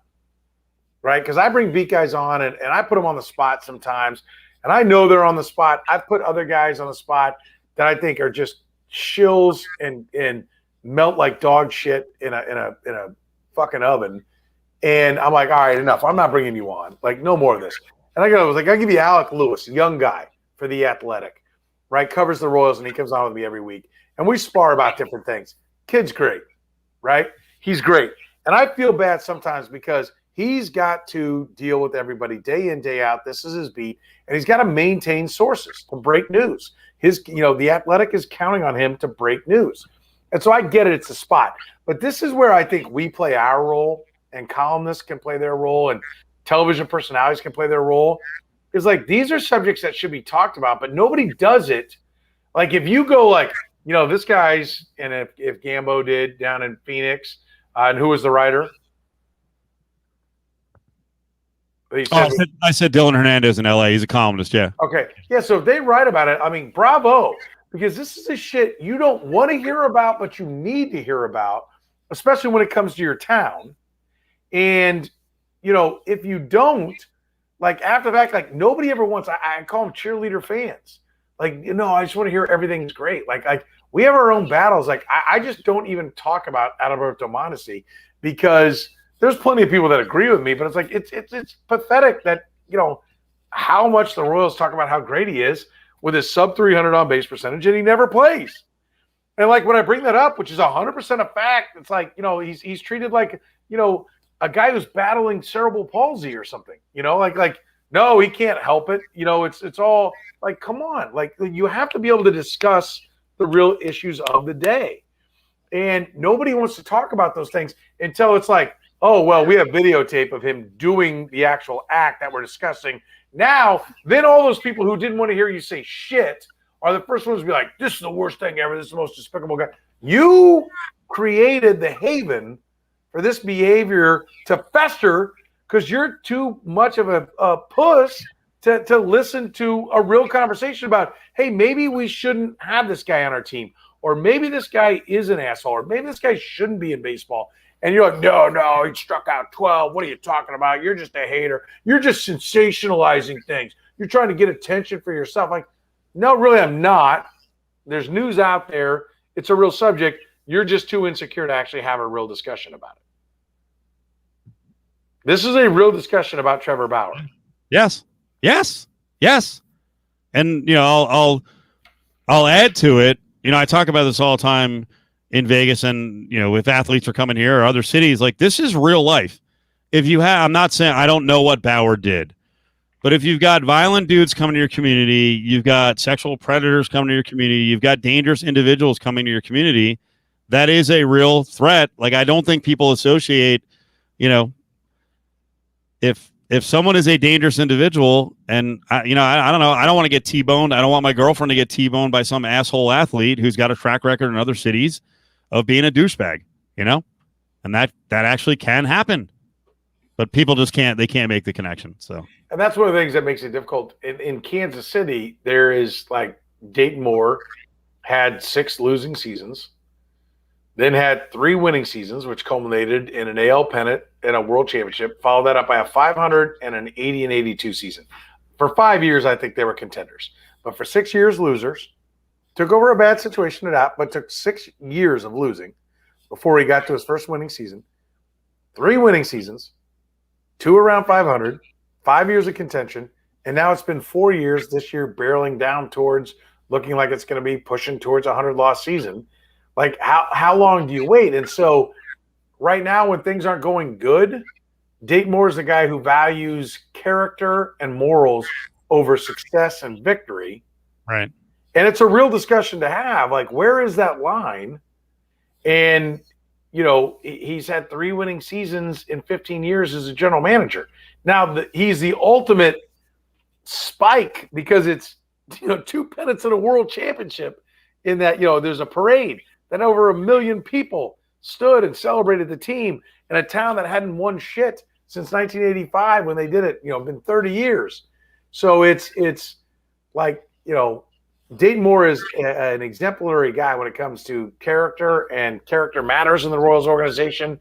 They didn't let go of any of their minor leaguers. They didn't cut pay or furlough anybody during the pandemic. They've been remarkable, and Dayton Moore has been a giant influence on that. That matters. It matters. It's not the only thing, but it matters. Fans forget that real quick when they're losing. And the Chiefs? The Chiefs have a lot of my guys, right? And I've explained this. It's a Herm Edwards term that he told me Dale Carter was his guy when he was the DB coach for Marty Schottenheimer. And he was told by Marty, he's your guy. You take care of him. You keep him out of trouble. He's worth it.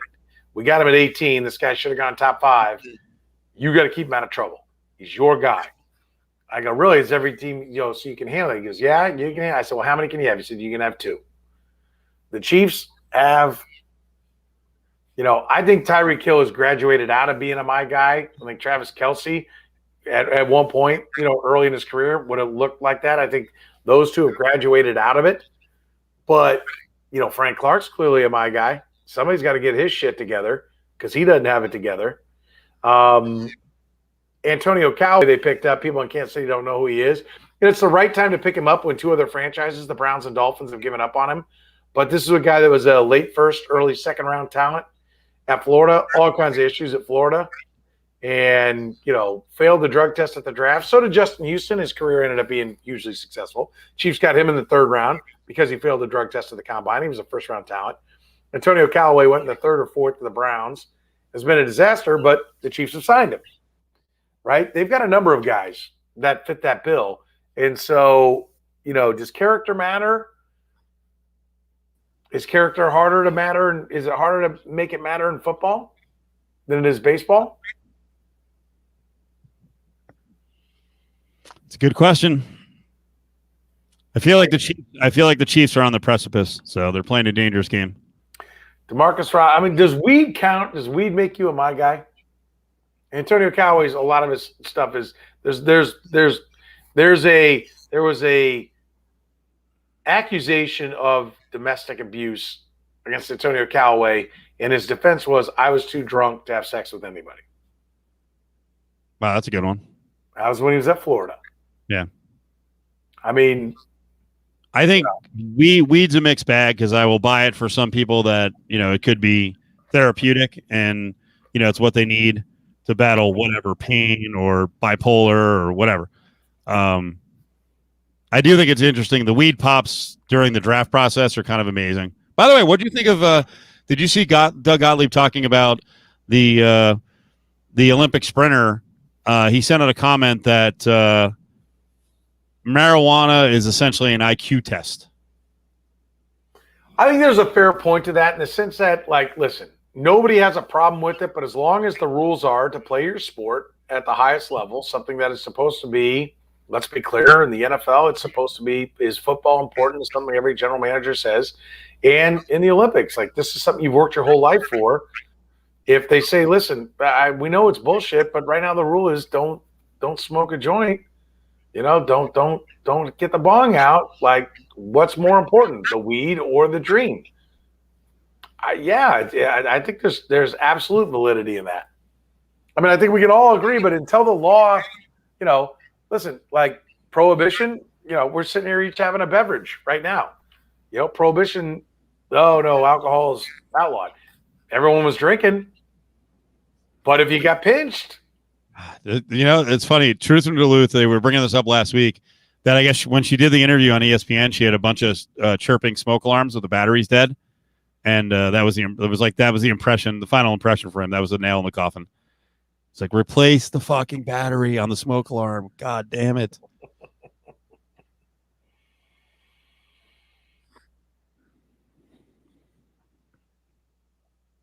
I think you'd be hard pressed to find somebody who's like, oh, marijuana is a great boogeyman that it was presented to be, no. Even when we were in school, the gateway drug and all that kind of shit. I think that stigma has clearly gone away. But, I mean, if there are rules, even if the rules are don't wear red on Wednesdays. I mean, you've got other colors of clothes. Fucking wear it. I mean, So we can. Can we close with 5 minutes? I don't know what this meant. I'm not even sure I read it correctly. What was going on with Star Wars? So we have busted Curtis Siebel, who considers himself a bit of a film snob, right? Loves Kubrick, he gets into, and he's not a snob, but he gets into it. He gets into the writing and he gets into the history and all that kind of stuff. He had never seen Star Wars, right? He's a child of that. The first movie or any of them. Oh, really? Wow. Any of them, right? And so you're talking about a guy that was right in the wheelhouse to be in the middle of the Star Wars craze. They'd never seen it. And we would mock on him and be like, dude, go watch the movie. Oh, watch it sometime, whatever. Never did. I've been working for 20 plus years. Never did. Right? And he, for some reason, on July 4th, it was on commercial television. So he hit record on his DVR on all three. And then he sat down later when he could zip the commercials and watch Star Wars. Oh, there it is. He watched Empire. He said tonight, because he wasn't going to watch the Stanley Cup playoffs. No NBA, no Royals, because the Royals played a day game. Tonight would be when he watched the second one. So we'll have to go check his Twitter feed. But he was going to watch Empire. And I have said the reason he didn't watch Star Wars was to get attention. He liked that the entire I like this generation basically said, you have to watch this. By not watching it, it made him a topic of discussion. This is the kind of bullshit that goes down on our show here. I'm not going to watch Game of Thrones because everyone else watches it. I'm not going to watch Rocky, any of the Rockies because everyone else watched it. It's the same. It's the same. Did you watch Game of Thrones, Steve? Yes. Yeah, I watched it before. I know. No shit. Shit you watched it. You dedicated your life to it, for Christ's sake. Well, that's a little that is ridiculous. Someone else in the house dedicated her life to it. She loved it. I enjoyed it, but I've never understood this, like, because it does happen where people are like, oh, the show. I mean, everyone's watching the show. I'm not going to watch it, and then you watch it, and they're going to be like, sucks. Like, shut up. You're smarter than the rest of us. It's so annoying. Game of Thrones went on for 8 years, right? I did not watch a single episode of Game of Thrones until the final episode was done. I actually got HBO Max. I hadn't had HBO for a number of years to watch the stupid Raiders. What's it? Not First and 10. What's it called? Hard Knocks. And I watched the first episode. I'm like, well, everyone loved the Browns the year before. I'm like, the Raiders, Gruden, all this shit, this is going to be great. It sucked. And so I watched the first episode. I'm like, this sucks. I'm paying for this thing. I got to get something out of it. Let me watch this Game of Thrones. And so I watched one episode that night. It was like early. It was like 9:30 or something. I'm like, let me watch the second. I'm like, okay. Watch the third. I'm like, okay, I'm in. Yeah. And then I watched all the seasons.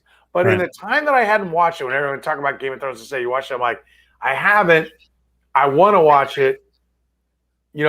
I don't understand it because I haven't seen it. I don't get the Dungeons and Dragons shit. Not my thing. Like, but I there has to be something there, or it wouldn't be the phenomenon that it is. Right. It's amazing that so many people need everyone to be on their side, and if they're not seeing it, then like they have to be in it. It was a great show. I knew that there was probably something to it. Once I started watching it, great show. I watched the whole thing in like 3 months. Yep. Yeah. Adam, I'm consistent. I don't watch things that can't happen in real life, but he loves reality TV. So Vanderpump Rules and the Kardashians is not real life. It is shot repeatedly. They reshoot. There's basically a script. That's not real. It's fake bullshit. And I'll admit, like I love Below Deck. I've been catching up on Below Deck forever. Of course, a lot of elements of the freaking charter boat are fake and it's nonsense and they're over dramatizing. By the way, I love what Mike says here. He goes, I binged the F out of Game of Thrones because of me, and Adam's hate made me go even harder in the show. Yeah. Yeah. But great comeback. Right? Great comeback. So you don't watch porn, huh? Now, did you mean you don't watch stuff that can't happen in your life or in life in general? Oh, that hurt. Sorry about that. There's a lot of ways to go with that I'm not going to go. I'm not getting Trevor Bauer in this whole thing. He says, I'm fine with scripts, just no dragons or aliens. Whatever. I want, and I'm not going to say it was great. God damn it. Now I forgot the name of the movie. There was is it on, let me look it up. Chris Pratt just did a movie. Is it good? Because I was thinking about that was going to be the next thing I was going to watch. I'm going to say I'll give it a B. Okay. I thought it was pretty good. I'll tell you, the enemy in the movie is like one of those where you're watching, you're like, God damn it, this is ridiculous. Like it was such a good enemy that they were fighting. That you're like, they're not going to beat this enemy. So I thought it was pretty decent. Okay. I'm sure that I guarantee if you look Tomorrow at War, there it is. Tomorrow War. Yeah, Tomorrow War. If you look on Rotten Tomatoes, what is it on Rotten Tomatoes? Anyone? Is it like a fucking 40? I guarantee people are killing it because Pratt's going to get destroyed anyway because he's part of Marvel. Oh, a lot of people know the name. I don't know if they watched it.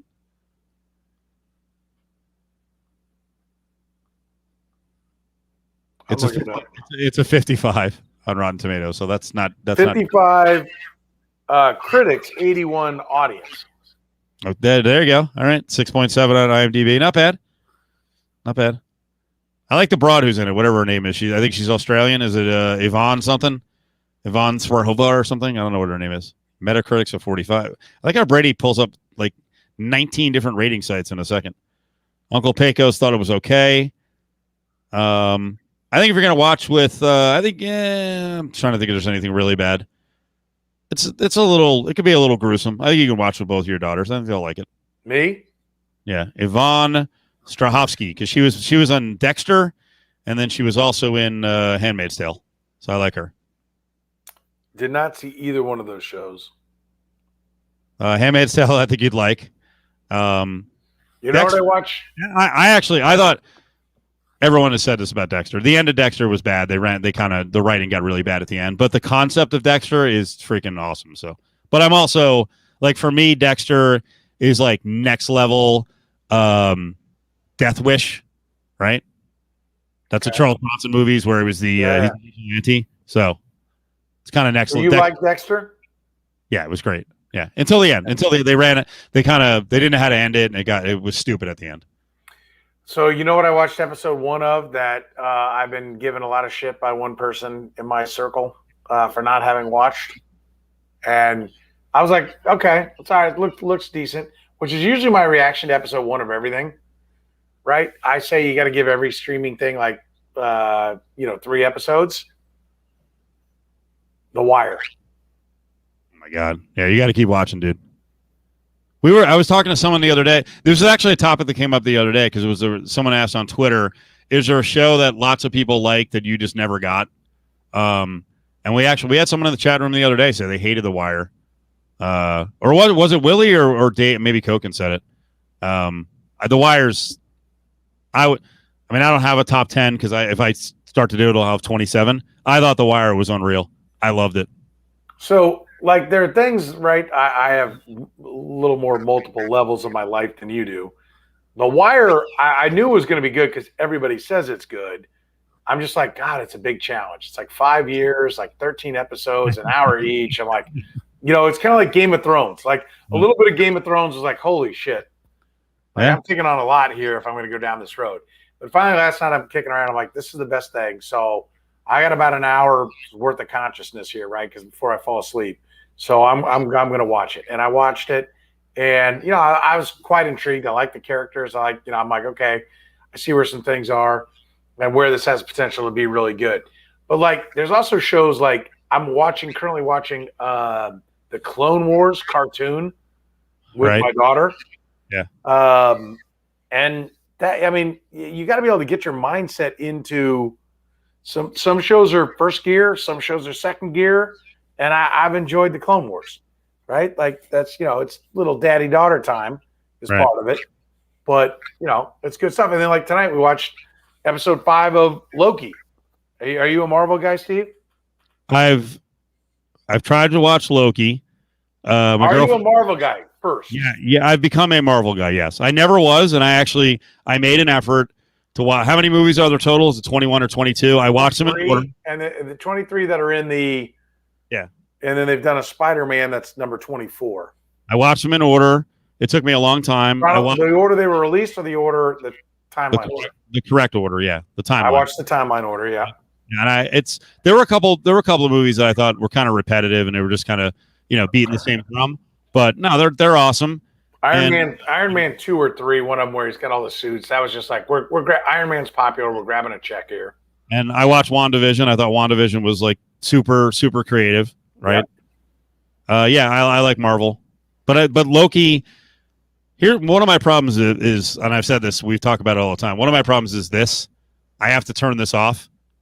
If I have this on, because I'm a lunatic, so I'm always looking through Twitter, looking for. This is going to sound stupid. I'm not patting myself on the back, but I use my phone. I freaking catalog stories all day long, and I send myself stories. So late at night, when there's some new stuff coming out, I get sidetracked, and if I don't pay attention for 10 minutes, and I missed a lot of Loki, so I got to go back and watch it. It looks good. I have been quite impressed. I can't wait to see what the payoff is. When they said themselves, it's by far our most. How do they put it? Like basically the one that they're out on a plank the most on. I think it's lived up to that. It's adventurous in a lot of the things that they do, but I appreciate that they're willing to try some new things. The Marvel movies, I didn't get it. I didn't watch any of them until, like 2 or 3 years ago. My oldest daughter wanted to watch it. And then my youngest daughter decided right after I was done with 23 movies with my oldest daughter, hey, Dad, I want to watch that with you as well. So I rewatched all 23 movies again. But it is amazing how they interconnect and interweave those stories is phenomenal. It's amazing. It's totally amazing. Who was saying what explain to me what happened in season 2? Well, I don't want to ruin it for Petro. I didn't think any of the seasons were bad. Maybe I just filed it away and I just view it as like an overall package. I thought the whole thing was good. So I'll power through them all once I start something. Like one series I've got going that I liked, but then I'm kind of like, okay, it's not as good as people thought, but I will eventually finish it. Is what's the tech area in San Francisco called? Silicon Valley. Silicon Valley. Have you seen that show? Yeah, it's funny. It's funny, but I'm kind of like I hit like season 3 or something, and I'm kind of like but I'll power through it. Yeah.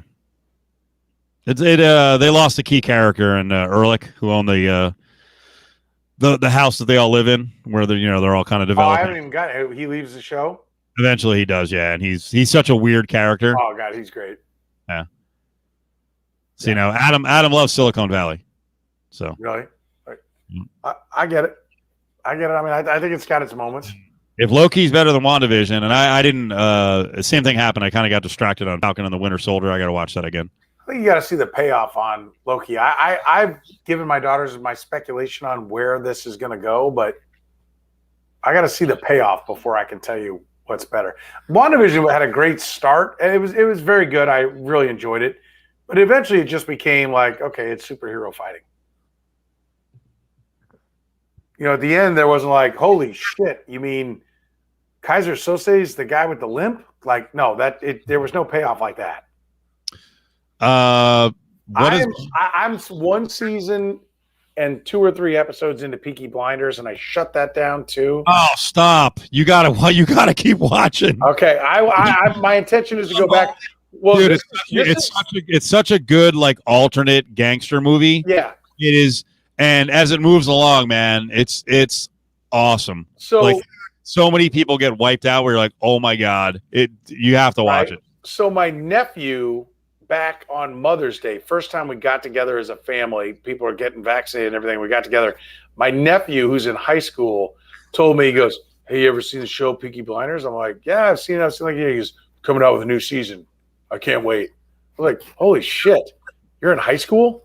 I'm like, I respect when young people are into something. I'm like, okay, I got to go back and check this out. So it was literally between starting The Wire or going back into Peaky Blinders, and I started The Wire last night. Yeah. Well, just be patient with The Wire because the characters develop over different seasons, and it's good, man. Yeah, there's a lot of good stuff there. Yeah, cool. The Boys, I did based on this conversation from this chat room. I watched The Boys. Spectacular. Unbelievable.